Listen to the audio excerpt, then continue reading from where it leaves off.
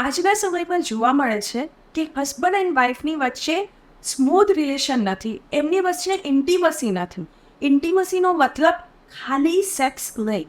ઇન્ટિમસીનો મતલબ છે કે તમે બે જણા એકબીજાનો હાથ પકડીને બેઠા છો, તમે એકબીજાની સાથે આંખોમાં આંખો નાખીને બધી વાત કરી શકો છો. ક્યાં તમે બહુ સ્ટ્રેસમાં છો અને તમારા પાર્ટનર તમને એક હગ કરે છે, તમને જ્યારે જરૂર છે ત્યારે તમે એના ખભા પર માથું નાખીને બેસી શકો છો. આ બધી વસ્તુ ઇન્ટિમસીમાં આવે છે.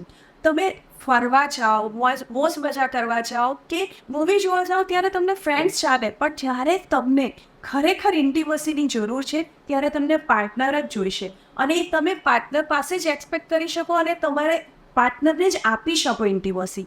તો મેરેજ લાઈફને સક્સેસફુલ બનાવવા માટે કપલ વચ્ચે ફ્રિકવન્ટ ઇન્ટિમસી થવી જરૂરી છે અને ડે ટુ ડે લાઈફમાં રેગ્યુલર હોવું જરૂરી છે. એટલે મેરેજની એન્ટીસીડીમાં આજે આઈ ફોર ઇન્ટિમસી.